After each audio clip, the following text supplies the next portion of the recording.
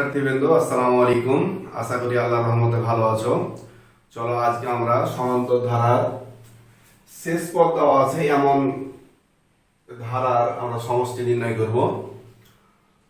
দেখো যে যদি এভাবে ধারা দেওয়া থাকে এবং তার শেষ পদ দেওয়া থাকে, যদি ধারার শেষ পদ দেওয়া থাকে তাহলে পরে এগুলো সমষ্টি কিভাবে বের করব। তো শেষ পদ যুক্ত আমাদের যে ধারা, সে ধারা সমষ্টি নির্ণয়ের সূত্র আমরা দেখেছিলাম, n equal to n/2 p plus a, n/2 p plus a। তাহলে এই ক্ষেত্রে দেখছি আমরা n, p R a, p এর মান এটি, a এর মান এটি। এখন n এর মান আমাদের জানা নেই। n এর মান যদি জানা না থাকে তাহলে n হচ্ছে পদের সংখ্যা। পদের সংখ্যা নির্ণয়ের সূত্র আমরা জানি যে n equal to p minus a by d plus 1। তাহলে পরে আমরা n এর মান আগে বের করব, তারপর এর সূত্রে আমরা মানটি বসাবো। তো চলো দেখি অঙ্কটি আমরা কিভাবে করব। যে এখানে আমরা দেখব যে ধারার প্রথম পদ a সমান 4, এটা লিখতে হবে। ধারার প্রথম পদ a সমান 4, সাধারণ অন্তর d সমান দ্বিতীয় পদ মাইনাস প্রথম পদ ইকুয়াল টু 6। আমরা এখন পদের সংখ্যা বের করব। আমরা পদের সংখ্যা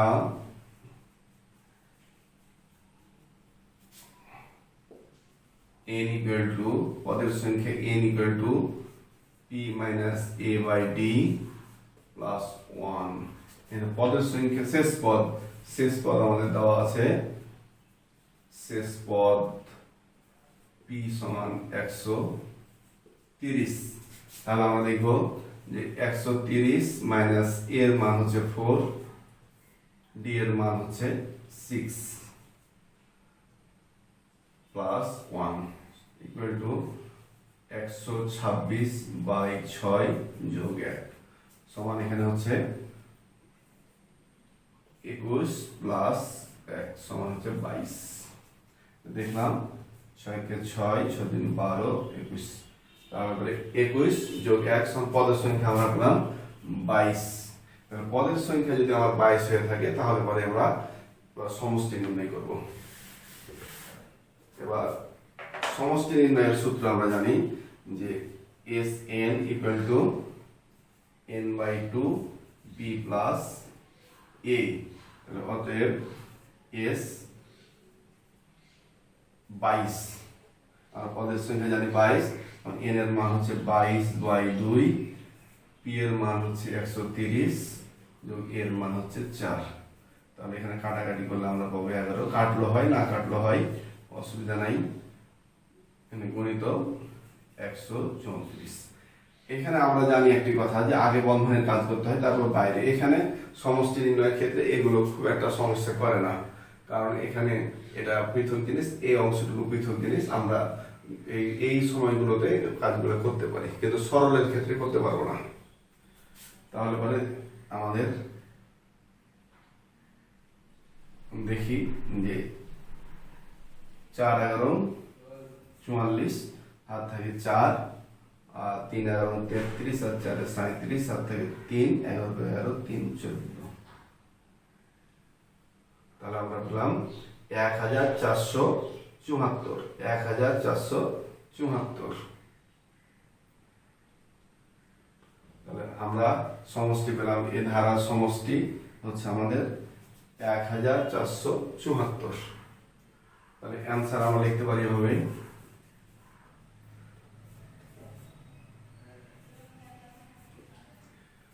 আমরা দেখলাম অঙ্কটি প্রথম থেকে দেখবো যে প্রথম পদ, ধারার প্রথম পদ a সমান 4, সাধারণ অন্তর d সমান এত, শেষ পদ p সমান এত।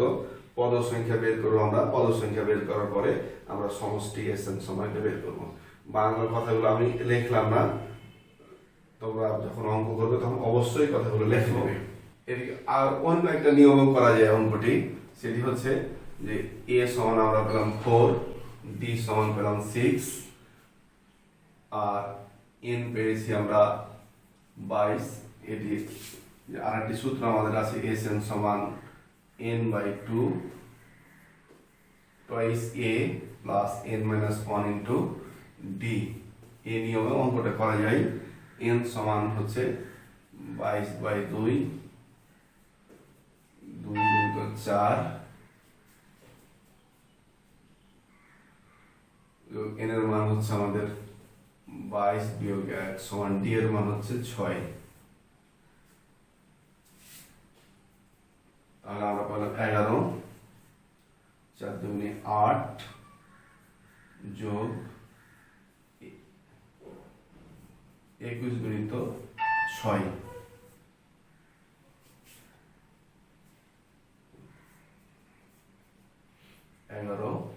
তারপরে আমরা পাবো 8 যোগ 6 কে 6, 6 দুগুণে 12 সমান 11 গুণিত 8 যোগ 126 সমান 134। তাহলে 4 11 44, 7 থাকলো 4, 33, 3 11 33, তাহলে 7, 11 কে 11 আর 3 হলো 14। আমরা এভাবে পেলাম 1474 অর্থাৎ 1474। আমরা অপর সূত্রটা দিয়েও অঙ্কটা করতে পারি। আমরা ওটা ছোট সূত্র, এটা বড় সূত্র। যদি শেষ পদ দেওয়া থাকে তাহলে আমরা ছোট দিয়ে করতে পারি, আর যদি শেষ পদ দেওয়া না থাকে তাহলে এটার বিকল্প নাই, এই সূত্র দিয়ে আমাদের অঙ্ক করতে হবে। আশা করি তোমরা অঙ্কটি বুঝতে পারছো। আমরা আরেকটি অঙ্ক করব।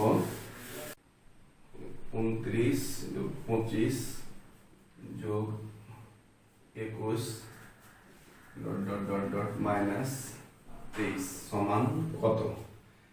এখানে শেষ পদ আমাদের দেওয়া আছে, আমরা দেখব সংক্ষেপে ভাবে। a সমান 29 আর d সমান দ্বিতীয় পদ মাইনাস প্রথম পদ সমান -4, শেষ পদ b সমান দেওয়া আছে -23। তাহলে পদ সংখ্যা আমাদের বের করতে হবে। পদ সংখ্যা n সমান p minus a by d plus 1।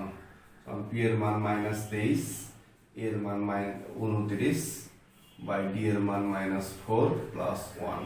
তাহলে এখানে -52 -4 প্লাস গুণ করলে, এখানে আসলে নিয়ম হলো -1 দ্বারা গুণ করা, কিন্তু আমরা বলি মাইনাস মাইনাস কেটে গেল। আর 4 4 52 যোগ 1 সমান হলো 14। তাহলে পদ সংখ্যা আমরা পেলাম 14। এবার আমরা দেখব যে সমষ্টি Sn সমান শেষ পদ দেওয়া আছে, আমরা সূত্র বসাবো p প্লাস a। শেষ পদ দেওয়া থাকলে আমাদের এটাই সূত্র।